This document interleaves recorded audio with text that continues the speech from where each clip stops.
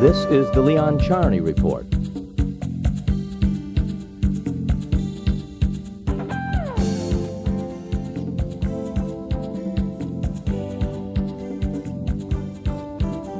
And now, here is your host, Leon Charney.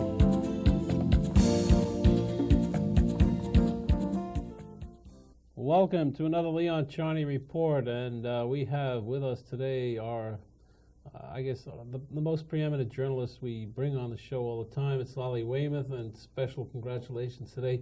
In case you didn't know it, she's the daughter of Catherine Graham, the owner of the Washington Post, and her mother won a Pulitzer Prize today. So what an honor to have Lally on the show. That's very important, and more importantly, or perhaps as important, Lally's just come back from Israel, literally. Last time we brought on the show, she had just come back from Shevardnadze's palace, and she nearly got bombed there, and she couldn't find electricity. Israel, I'm sure, treated her better. After that, we have Avi Hoffman is going to off-Broadway to star in a show called Too Jewish Too, and he's not even Jewish. We'll find out. He's probably married to a non-Jew. They all are, but we'll talk about it later. Doesn't matter at the end of the day. Lally, Bibi Netanyahu, the big news today, before we get into the tough stuff, is Bibi Netanyahu was spending $5,000 a month on cigars, imported from Cuba, and it was costing the country $60,000 a year. Mm-hmm. So the Yiddish, which is a major newspaper there, found out, and he cut it out today. When you were in his office last week, was he smoking? No, he was not. Really? But he was very interesting, I must say. I did an interview for Newsweek's edition. I saw you on the front page of the Washington Post on Sunday. That's right. And also I did an interview for Newsweek's edition this week, which is on the stands, which is... International or regular edition? Both. Really? And which is celebrating Israel's 50th anniversary in advance. The 50th anniversary. And you got Lally always gets the exclusive, so she got the exclusive interview. And yeah, it's the third time I've interviewed this prime minister. And you're not allowed to call him Bibi because you're a journalist, but I can because we're casual. What do you think at the end of the day? There's going to be a new peace process? Well, I think that the most important thing is that the Prime Minister is doing much better. A year ago when I saw him, he was floundering, his ministers were complaining, and you really felt like the government was falling apart any day. You see a new Benjamin Netanyahu today. He's in charge, the ministers are not complaining, and he himself said to me, I'm a coalition of one. If I'm satisfied by what the U.S. proposes or whoever, the Palestinians and Israel works out, I can deliver on a deal. I can do the deal. Yes, actually I do. Menachem Begin once told me that when I was in the Knesset, and it was during the Camp David negotiations. You remember Camp David? Yes. And we were sitting in the office having some tea, which Menachem Begin always did, with lump sugar, which was the old European way. And he said, Mr. Charney, I can deliver the people. But at that time, he had a real strong Likud government. Mm-hmm. Can Bibi really deliver the right wing of the Israeli political, the politico? Well, I think there are two scenarios. One scenario is, can he deliver the right wing? And as you point out, that's going to be hard. I went to see some of the so-called right wing. Yeah, I want to talk about that. Benny Begin, who says, no, he will leave if Netanyahu makes a deal to turn over any more chunks of land to the Palestinians. He will leave, period? That's what he says. Right. You know, saying that what they say to a journalist and what they do are two different things. He said it on this show also. He said on this show that if there is recognition of a Palestinian state, he's out, period. Well, this is not, Netanyahu said in my interview that he's not looking to create a Palestinian state. Yeah, he was very close. I read your interview. You can't get any closer than he was to saying a Palestinian state. He just doesn't call it a state. He calls it an entity. But basically, it's self-government, it's police, it's post office, it's economics, it's ministries, it's parliaments, it's everything. So he can play games and not call it a state. Okay, but the point is that on the right, there's Benny Begin who says he's going to leave.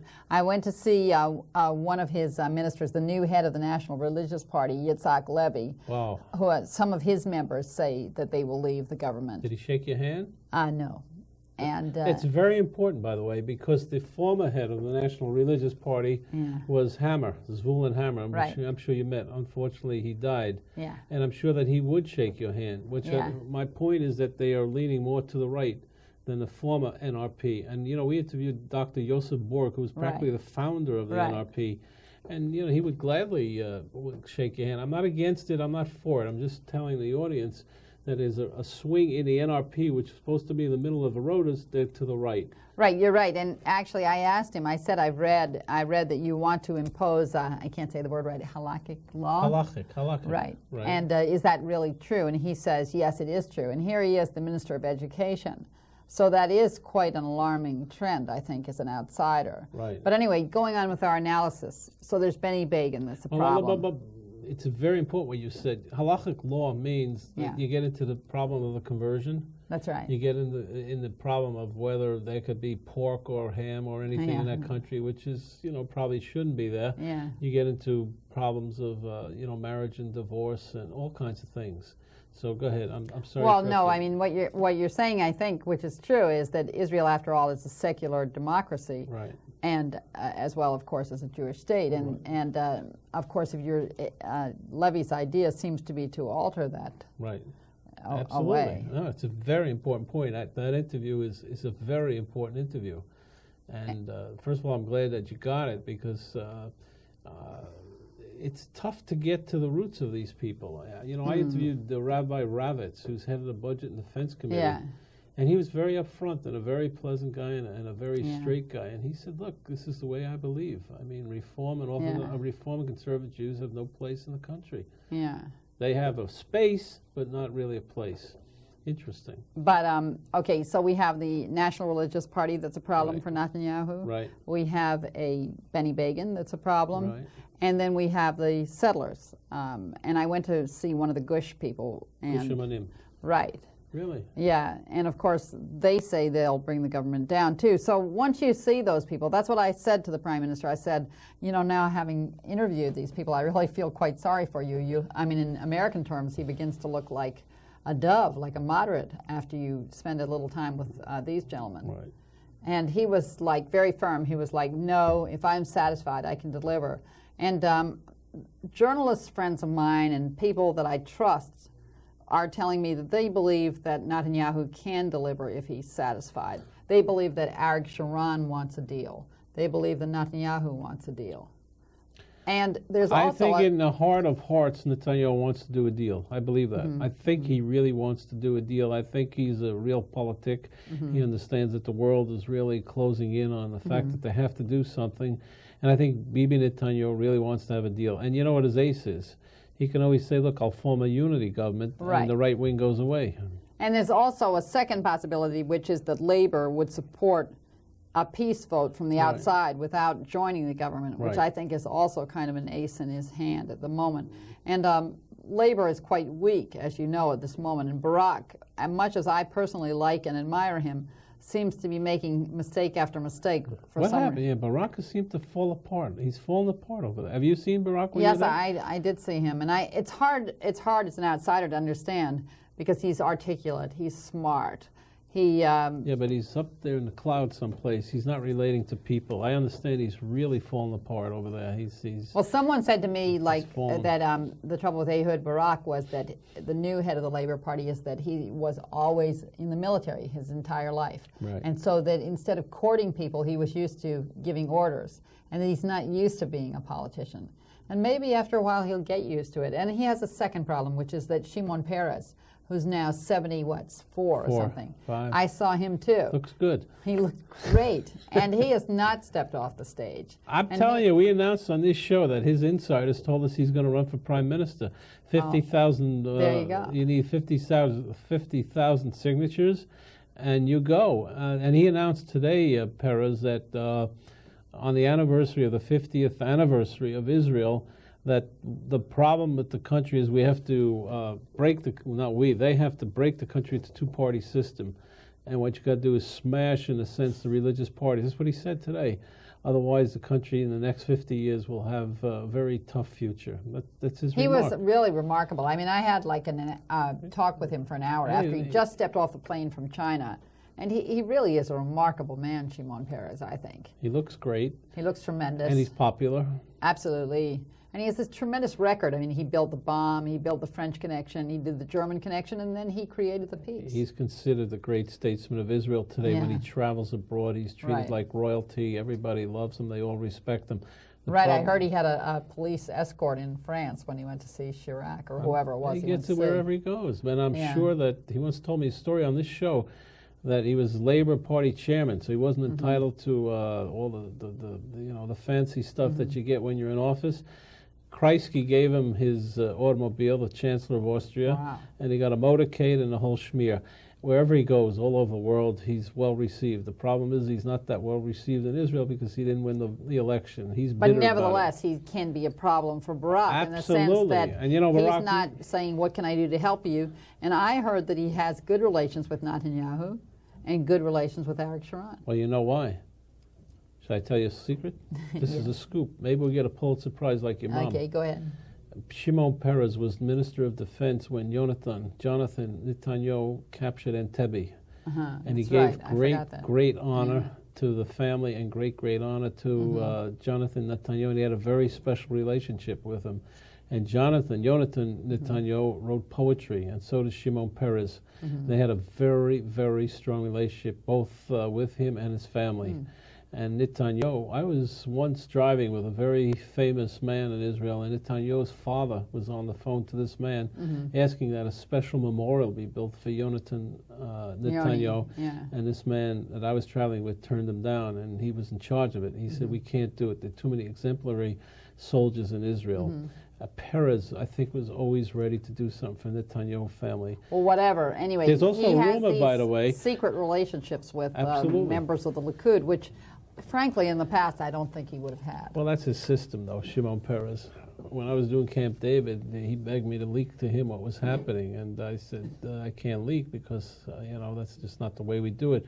But there is definitely a story that Shimon Peres was offered to be the foreign minister right now. Take David Levy's place. That's true, and he turned it down. He turned it down at this moment. So anyway, things in Israel are interesting. They're hopping. We got to hold for a break. We'll come right back with the daughter of the Pulitzer Prize winner, Katharine Graham. Don't leave us.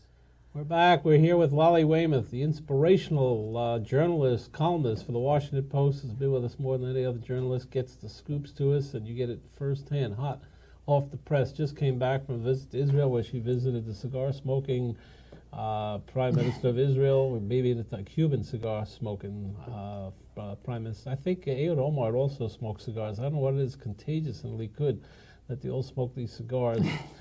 Lally, Bibi made one mistake, by the way, which irritated Clinton. I don't know if you're aware of it. The first day he arrived here, he went to speak for Jerry Falwell. You know about that? Yeah, of course. Bad political mistake. I mean, it was a play because he's playing up to the right wing of the conservative But I have to say that I think the administration here is making a mistake because by putting pressure on Israel, Bibi, or the prime minister rather, looks like he's standing up to America, and it's very popular in Israel. It makes him more popular, not less popular. Yeah, especially. And I even saw some of the remarks that Secretary Albright made to the Conference of Presidents leaders when they had a conference call here, and they were printed in Israel. And the Israelis just view it as the Clinton administration ganging up on them, and particularly Assistant Secretary of State Martin Indyk is fingered as the bad guy. Really? Yeah. Poor Jewish guy from South Africa got muddled into this warfare. Huh? It's terrible. Yeah. Martin Indyk, good from Jewish Australia, boy. Really? Grew up Australia, right. Yeah. Grew up in Australia. Ambassador to Israel. Mistake, by the way. I don't think they should have a Jewish ambassador in Israel. The fellow Walker there is a very good guy. He seems like a nice guy. He worked with us during Camp David. He's very smart, very intelligent. Let's talk about something, as we say in French, tachlis, bottom line. May 1999, in the event there is no deal, the Oslo agreements expire. Right.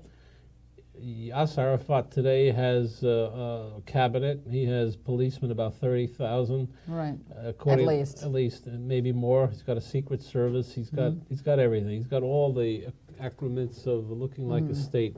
He goes out and says, I'm a state. Abba Eben, who's on the show many times, says if he declares a state, 100 countries will recognize him. I agree with Abba Eben.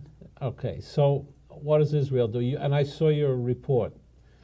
Bibi said he probably puffed on a cigar. He wasn't smoking then. He said, we don't like unilateral moves, which isn't right?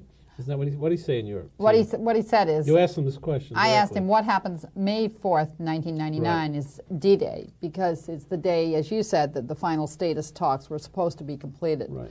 And it's pretty well known that that's the day on which Arafat is going to declare a Palestinian state. Right. And I think that everybody thinks that most of the Europeans and probably most of the countries in the world will recognize this state.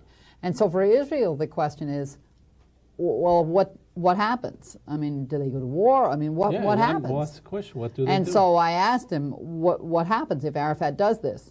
And his answer was unilateral actions.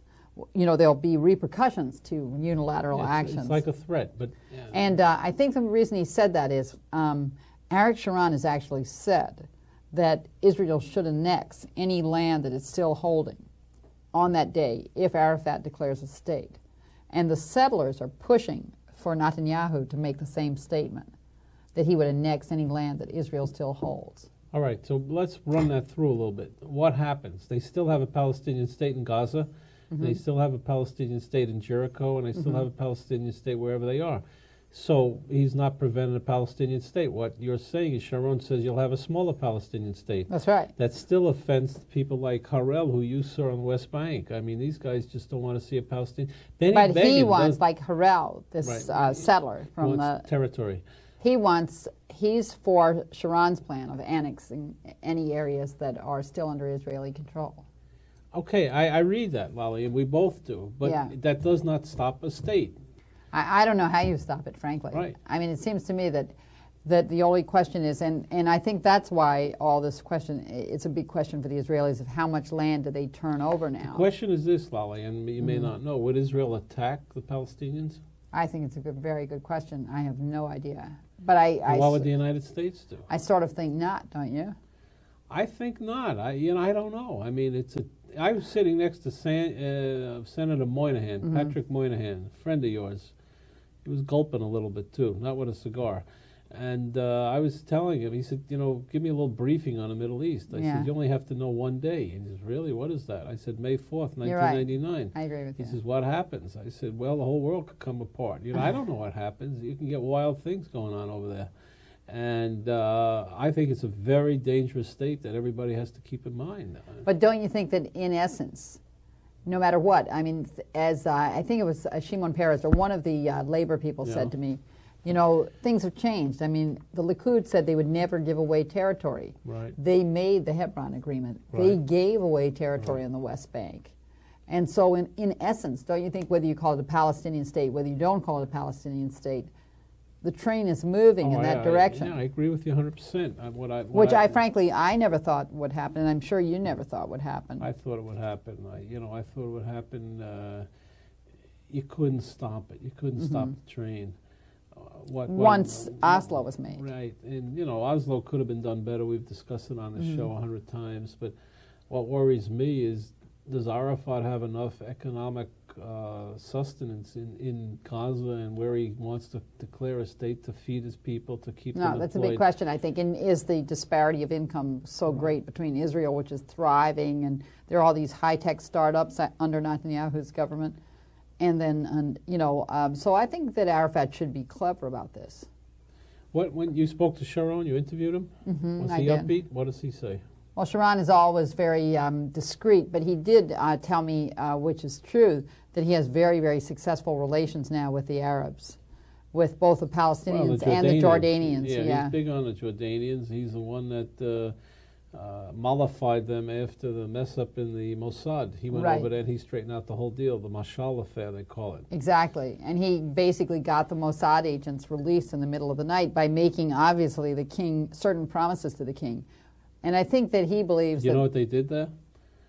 They gave up one of the greatest secrets of Israel's history to overcome this. They gave up the antidote to knock out that poison, which if you talk to the big generals, was a catastrophe for Israel. They really gave up a lot to bring those people back, and they had to. They were sort of in a jam, as we say. Big jam. Yeah. But Sharon is the one that did it. But as Aric said, he said to me, he said they know, they trust me, they know I'll deliver. I wouldn't get too pompous if I were him about it. You know, they're still Arabs, and they still look at him like a guy who chopped them up a little bit. But he does have a dialogue with them, that's for sure. And they respect him because, you know, he was a good warrior. It's interesting, though, I think. Absolutely. And, you know, Sharon, of course, came from a labor background, not a Likud background. Sharon came from his own camp, you know. You can't figure him out. He's an enigma. And he's always playing. Don't forget that Bibi, he made, in a sense, Bibi prime minister. He didn't want to bring him into the government. By bringing all the Orthodox. David Levy had to bring him in. Did you visit David Levy? No, I did not. And who's running the foreign ministry? Bibi? Oh, isn't that a good question? Yeah, yes. well, that's a good question. Yeah. Eitan Ben-Tzur. I think that what people say, and what I believe to be true, is that the prime minister really runs the government with a few close aides from his office, period. And a lot of the bureaucrats complain that the roles that they had, which were very important under previous governments, are no longer there. And they know, I talked with a friend of mine in the foreign ministry, and this person was saying that, you know, there's not that much to do because basically the power, the directions come from the prime minister's office. Who are the other powerful ministers? Mordechai, who seems to be doing a pretty good job. I went around with Mordechai on the eve of Passover, and he was wishing people at the Israel aircraft industries happy Passover, and so I spent some time with him and he went to visit. Did you get a matzah? Well, and he went to visit wounded veterans in a hospital, and so I got to talk to him a little bit. What was he saying? Well, I think that they were having meetings every morning when I was there of the so-called kitchen cabinet, which is Mordechai, Sharon, Sharansky, and Netanyahu. And this kitchen cabinet, I think, those four are the four that will really make the decision on when Dennis Ross, our envoy, goes back to the Middle East next week, and they try to bridge the gap between the 9% the Israelis want to give away of the West Bank and the 13% we Americans would like to see them give away. It'll be really that kitchen cabinet, those four, that decide, okay, are we going to bridge the gap? Are we going to think of some solution to bridge the gap or not? What does Paris think? They'll go forward? I think that most people think that there will be a deal. But that doesn't mean that there will be. You predicted it. I did, tentatively. But, I mean, it's the Middle East. Something can go wrong. There can be a bomb. You know, who knows? As my friend Weitzman says, it's the Middle East. We got to cut for a break, and we'll come back. And we'll ask Lally why Israel decided all of a sudden to leave Lebanon, which is a big issue, and what the Israelis are thinking towards Syria. I think they're trying to make a real move to make some peace with Syria, but we'll find out from Lally. She heard it from the cigar man's lips. We'll be right back. We're back. We're being inspired by Lally Weymouth, the preeminent journalist and columnist for the Washington Post, Newsweek, sometimes the New York Post. And she really knows the Middle East, along with other areas that she covered exclusively. You remember she had an exclusive with Saddam Hussein, Assad of Syria. She came back a couple of weeks ago with Shevardnadze, saved his life. Not she did, but he survived, so she always gets those. And then he went to India. Remember, he came back to us, talked to us about India. Syria, Lebanon. When you were there, they were talking about UN Resolution 435, I believe it is, the pullout from Lebanon. There's a big movement now to get out of Lebanon. Too many casualties. Right. The Prime Minister mentioned that when in his interview with me for the Washington Post and Newsweek. And then I told you I spent time with the defense minister who has one plan and Eric Sharon has another. Now the defense minister's plan is to pull out, but to pull out with a sort of security zone. Right. Eric Sharon, and it's a weird plan. I mean, the defense minister is arguing, and many people agree with him, that Israel can make a deal with the Lebanese government. Is there a government to make a deal with? That's the question. I mean, that's the question I would ask. I mean, many people like you ask, well, isn't the Lebanese government really a puppet of Syria? It is. But there are people in the Israeli defense establishment that say, no, the Lebanese government can make a deal with Israel. The key to that answer is Uri Lubrani, who's the mediator for Lebanon. Exactly. He's been on the show, and he's an old friend of mine. And he knows Lebanon better than anybody else. He's been working on it for a long time. Well, that's exactly who I was referring to. Really, Uri? He says you can make a deal with Lebanon? He believes That's strongly. An important statement. He believes strongly that you can make a deal and should make a deal. That's an important statement because he knows. But there's a lot of movement now towards Syria. Do you think Syria is ripe for a deal? I don't know. I asked the prime minister, and I don't know. Obviously, it would be in a way a great coup for them, because if they could make a deal with Lebanon, they would isolate Syria. Then if they could make a deal with Syria, they would obviously isolate Arafat and the Palestinians. So I'm sure those are all the thoughts that are going through their mind, as well as, of course, the grander overall view that there'd be peace in the Middle East. Bring in Iran for me.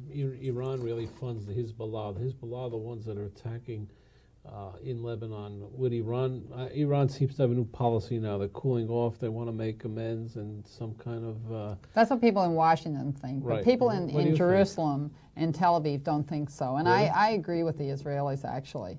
The Israelis are very worried about Iran. They say that, listen, all these people in Washington who want to warm up to Iran, they should think again, because Iran has not changed its foreign policy. It has not changed its backing for terror organizations like Hezbollah. It has not changed its opposition to the peace process. There is no sign of real change. And they're very concerned about Iran's missile program. Iran is building a missile that will be reach Israel directly. And Russia is really helping Iran. Yeah, we know that. And there's no sign, according to Israeli intelligence officials, of any slowdown on the building of the missile. And so, unlike people in Washington, they see Iran as the real threat to Israel. They're concerned about Iraq, but they're more concerned. If you ask them what's the number one threat, they don't believe in the rapprochement with... Not at all. Really important. Yeah. Important. If I say to Bibi Netanyahu, I'm sitting with him, I say, Arafat, what's his immediate reaction? What do you think? I asked him, have you seen Arafat recently? And he said no, but he talked to him on the phone. I mean, it was kind of interesting that they don't really obviously meet. He's been trying to meet him. He's having a tough time getting a meeting with him. Yeah, well. The reason for the question is, do you think that he believes that Arafat's the man to make the deal with? Well, I think there's a split in thinking. I think that there's one group of people over there that thinks Arafat cannot make the deal, that he will not control. He could, but won't control Hamas. I think there's another group headed by the head of the GSS that has a more measured view. Security service. Shin Bet. Internal security service. Right. Yeah. And I think they have a more measured view of, saying that he can control it and he can control the terror and he's doing better. And clearly these recent arrests must have been a demonstration. Let's talk about that. There was a fellow blew himself up who was the leader of the Hamas. Yeah. The Hamas blamed it on the Israelis. The Israelis asked the Palestinian PNA to find out who it was. They did find out who it was. The prime minister sent Molko, this lawyer of his, who's very involved in the peace process. He's one of the 5 people that's the kind of key 5 people in the country now. And he sent him to Gaza in the middle of the night, along with the chief of the internal security services. He sent him to see Arafat in the middle of the night to tell him Israel is not involved in this. It's an internal dispute. And the Palestinians agreed, and PNA agreed. They which said, was miraculous. And they arrested him, which shows something. But don't you think that is a sign that Arafat, the United States seems to agree with Israel's assessment that Arafat really is not trying hard enough to crack down on terror. And it seems to me that arrest of the person who did this murder in the Hamas thing, it must be a sign to the Israelis and to the prime minister, okay, we're going after terrorists, at least for now. So he used it as a weapon. He's using it as a weapon, Arafat. He controls it. Sometimes he controls more, sometimes he controls less. Well, I think the Americans are saying to him, listen here, if you want the Israelis to do something, you've got to show that you're going to fight Hamas. You've got to show you fight terror. Is Dennis Ross tired? I think Dennis Ross is a terrific envoy. I think we're very lucky to have an official like Dennis Ross. And he's still energetic about it? I think he's you talk to him, don't you? Yeah, I think he's very dedicated, and it'll be I think he's very dedicated. I think it would be a great accomplishment if he can possibly pull this deal off. All right, we've got a cut for a break. We'll come right back with Lally Weymouth, and stay with us. We have Avi Hoffman, who is going to star in the Jewish Repertory Theater, 2 Jewish 2. I saw it in Florida, big sellout. So stay tuned. He'll tell you a few jokes, maybe about the Israelis and the Palestinians. I don't know. We'll wait. We're back. We're speaking with Lally Weymouth, Hammam, Catherine Graham won the Pulitzer Prize. It's phenomenal. She's past 80, and to get a Pulitzer Prize for writing a book is the kudu of Americana. She's terrific.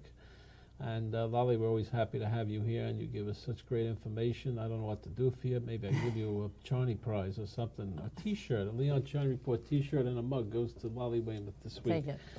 What do they think of Bill Clinton? They think he's going to survive over there? Bibi must be laughing. I mean, he's not exactly Mr. Puritan with the women either, you know? Well, I don't think they care that much about the scandal, to be honest. I don't think they care either, but they care if Clinton stays or not, right? Correct. I think they want to know if he's going to stay or go. And I think that they want to know. Did I ask you a little gossip, these guys? I know they're all gossipy over there. Sure, of course they What do you think? He did, he didn't? Lewinsky? No, I think they just want to know, like, how are things in Washington? What do you think? And so on and so forth, for what it's worth.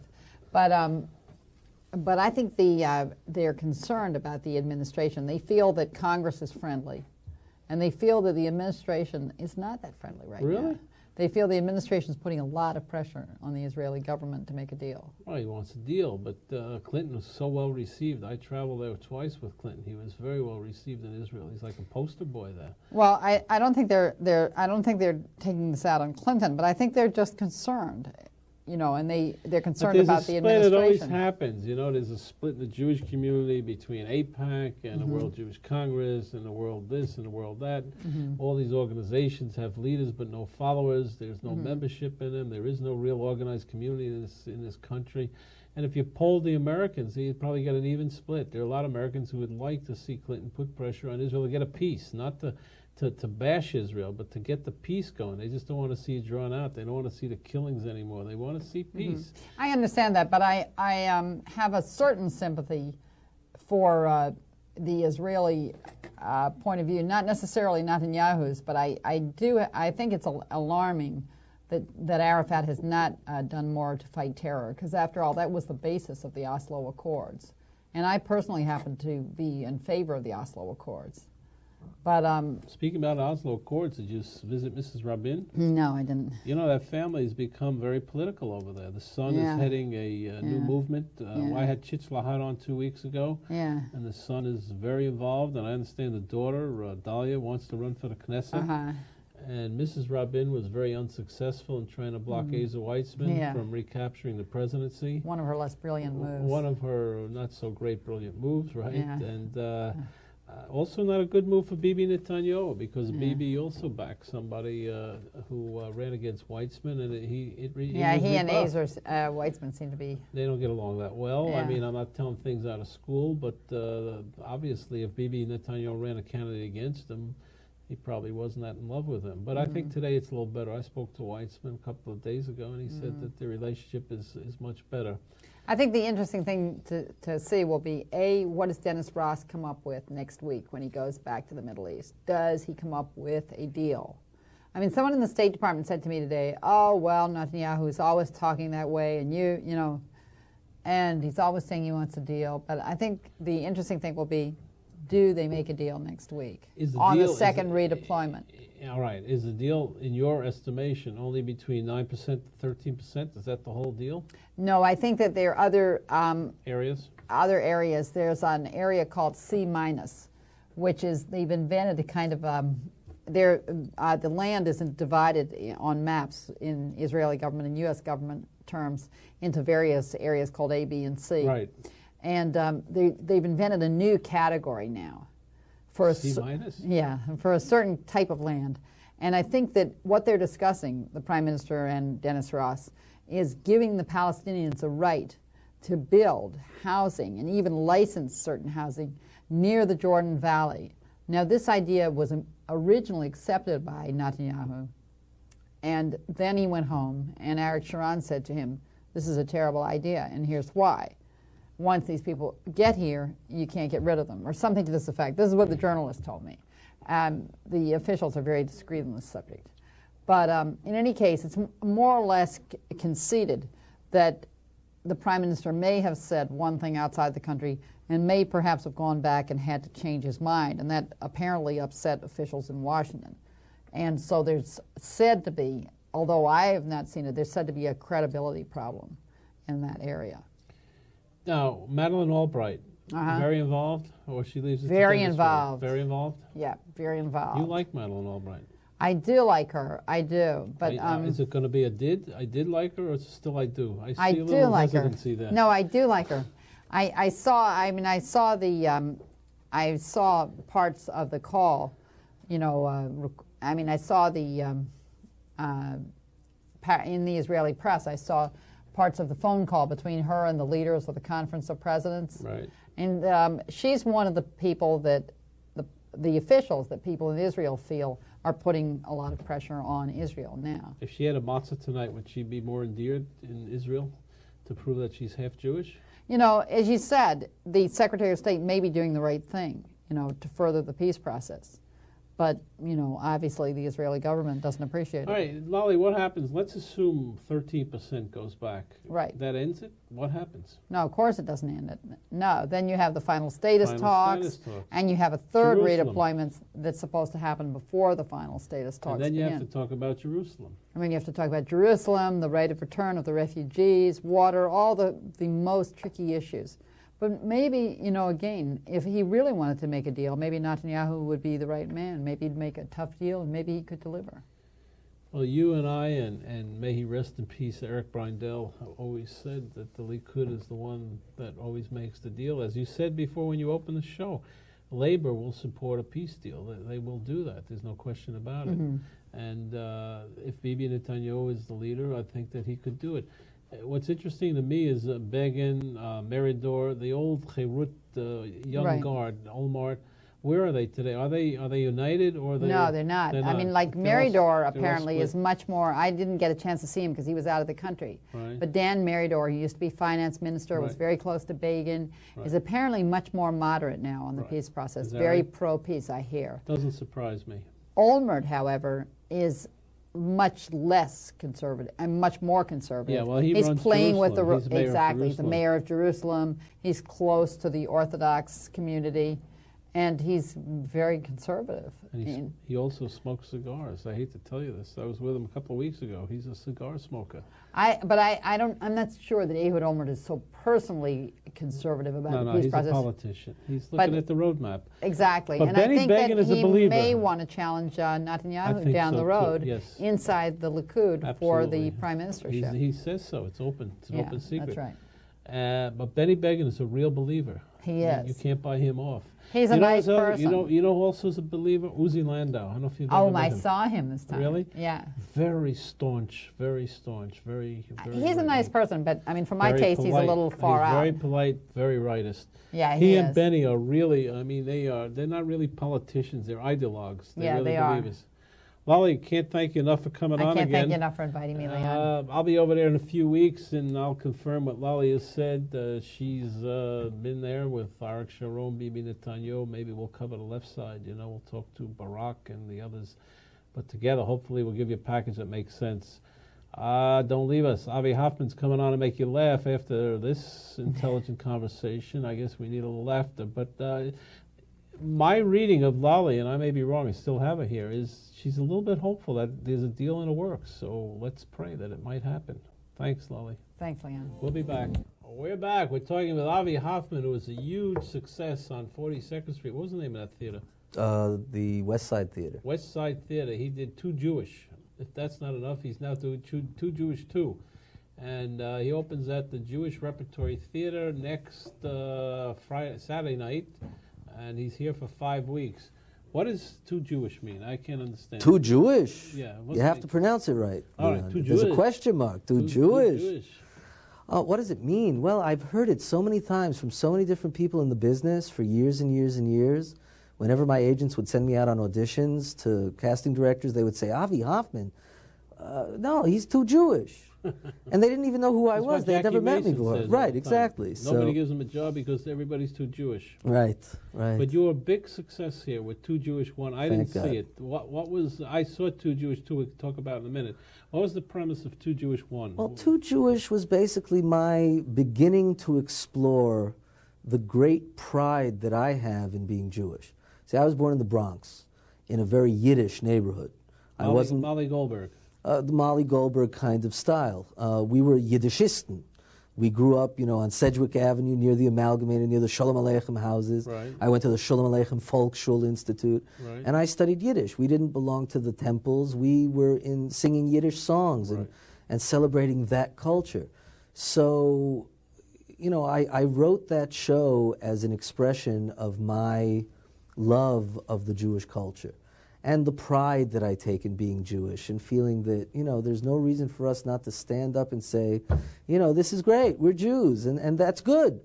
It doesn't make us better or worse than anybody, it just makes us who we are, and let's celebrate that. What percentage of your audience was Jewish? 99.17%.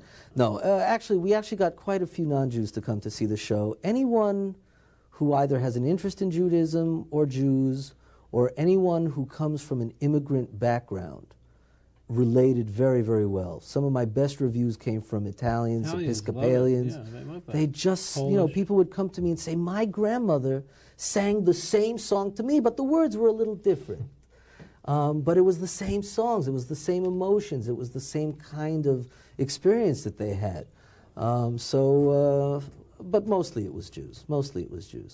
And how long did you run the first time? I ran for 13 months. Wow. it's Off long. Broadway in New York. That's I was pretty. nominated for the Drama Desk Award, the Outer Critics Circle Award, and I was named Performer of the Year by New York Press Magazine. Really? Yeah.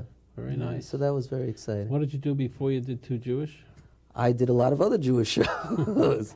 I did a lot of different things. I did a part on You're Law an and actor, Order. basically, or a comedian? I'm both. And you're a singer and a and dancer. a singer, dancer, producer, director. And Joel Grey. I do windows too. So Really? just let me know and I'll come over. Maybe you could clean the microphone. I laid carpets for a do long anything, time. huh? I drove a taxi for years. So You speak fluent Yiddish? fluent Yiddish, fluent Hebrew From your parents? from my parents, from home. Have you been to Israel? I lived in Israel for 9 years. Really? So while I was listening to you and Lally, I was going, wow, I had no idea. You didn't know what was going on. Where did you live? In Herzliya, Pituach? Pituach. It's upscale. Hetzliya Pituach is really upscale. You got to have a lot of bucks to go there. Well, my father was very lucky back in the late 60s and early 70s when we moved there. Really? Yeah, but when I lived in Herzliya Pituach, it was still dirt roads. There were hardly any houses there. It's upscale. Very I used to upscale. go on Shalva Street there. It Yeah. wasn't even erected then. I used Right. to have to go there all the time. There was a fellow there who was the Director General of the Prime Minister's office, and I was bringing him papers all the time. Right. In Shalva Street, used to break up my car all the time. Yeah, yeah. Well, So, we lived right near there. What the great Jewish writers? I know in your second show you go into the whole shtick about the Jewish writers, and you talk about comedians like Mickey Katz. Mickey Katz, Eli Bass, Myron Cohen, Emil Cohen, Alan Sherman, Joey Russell, Phil Foster, Jack Leonard, Cab Calloway Cohen. No, that's just kidding. No, what I started to do in this show, and I have a 3-year-old daughter. And I've been doing Too Jewish now for over 3.5 years, and it's everywhere. And Too Jewish is a part of my life. It bought me a house in Florida, where we now live. And my running daughter is water too. I'm sorry. You got running water. And running water. Not only a house, in the but pool. running water too. Yeah. In the pool. So my daughter is 3 years old, and one day she turns to me and she says, "Daddy, why are you too Jewish?" And I got stuck. I didn't know exactly what to say to her, and that inspired Too Jewish too, because now in this show I get to explore how, what, when, where, who is a Jew, what is it all about, and I really go through the history, or some of the history, the sociological outlook of the Jews from where I left off in Too Jewish, which was kind of the 40s and the Yiddish vaudeville, Menashe Skolnick, who was hysterical, the forefather. A lot of great actors. Paul Muni had a start in Yiddish Absolutely, theater. no question Red about Buttons it. was on our show. Red Sure. Buttons started in the Yiddish Well, theater. Fivish Finkel, of course, from the Yiddish vaudeville, who I've Fivish. worked with, And some Edward G. Robinson. A lot of people didn't know he came was out. Jewish. Sure. And Leslie Howard. really? Leslie Howard was a Jewish boy named Leslie Schein. Really? Yep. And as a matter of fact, Paul Muni met with Leslie Howard, and he was afraid to work with him. And he said, how can I work with this brilliant British actor who is such a wonderful, cultured... And they said, don't worry, Munyale. he's Jewish.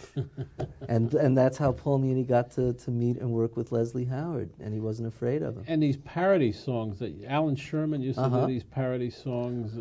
Well, there was an entire movement in the 40s and the 50s and Alan Sherman in the 60s where they took popular songs of the periods, whether it was Mickey Katz taking all these great songs, Home on the Range, Hame, hame on the range, you know, or you give me a hame with a wife who is Shane. And they took these beautiful and wonderful popular songs and turned them into Jewish songs. Right. Alan Sherman, he you had know. big hits, Alan Sherman. Oh, enormous. Well, his biggest, What was of his course. biggest one? The biggest was Hello, Mother.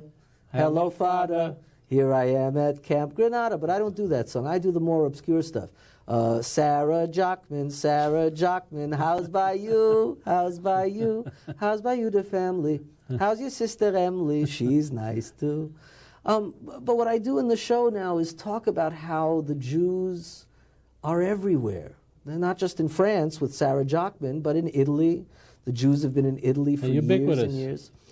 They've been in China. You know, the Jews have been in China since the 1st century.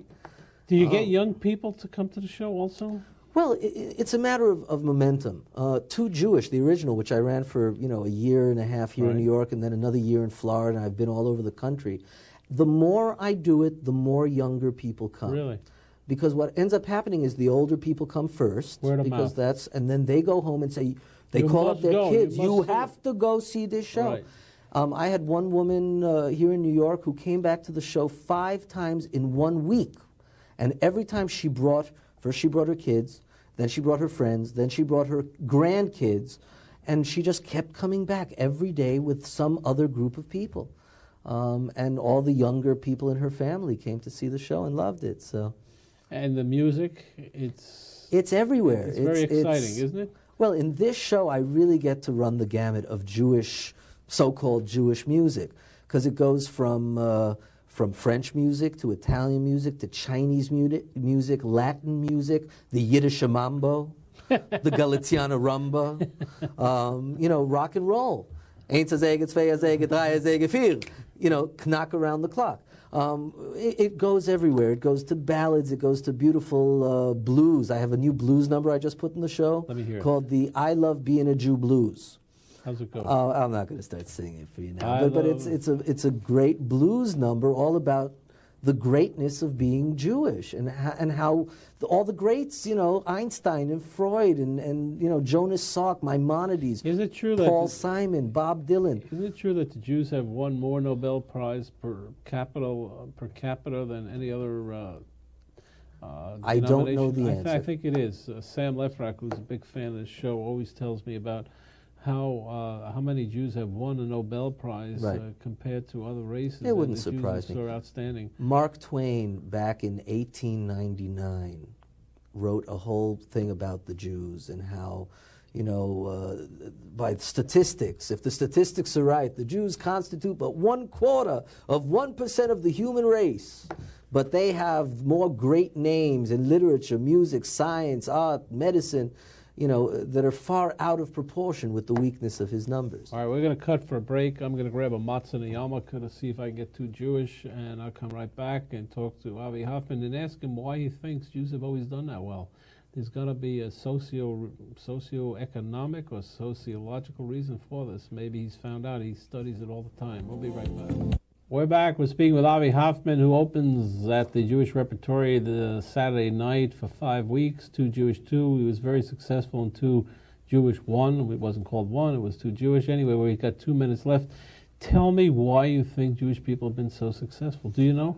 Well, yeah, I can only speculate, but if people ran after you with knives and guns for 4,000 years trying to hurt you, you would eventually start to adapt and try to, you know, just one up a little bit. And the way we sort of fend that off, I'm Jewish, by the way, in case you didn't know it, is by humor. Yes, We've always mostly done humor. it. If you go through the Galut, which is the exile of the Jews, and you go through the pogrom, anything, even through the camps. Well, there was until Jewish Israel, we weren't strong enough to fight back. So we had to fight back another way, and that was using our noggin and humor. Listen, once again, if you don't have food, at least you can laugh. Right. about not having food. Right. So we laughed, and we made other people laugh, and that is what has kept us going. That and the studies and the books and the. If you had to pick the greatest Jewish entertainer of all time, do you have one?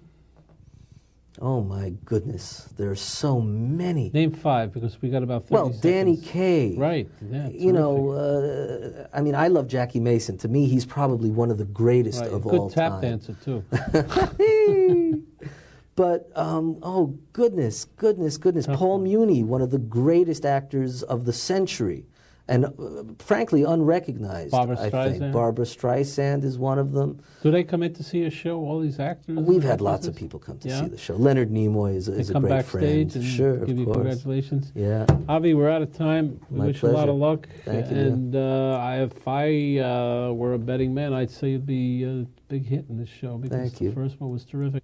We'll see you next week. We'll have watched Avi Hoffman at the Jewish Repertory Theater, and we'll see if Lally Weymouth is correct, whether there is a peace plan by the State Department on the desk of Bibi Netanyahu. Next week. That's the time to know.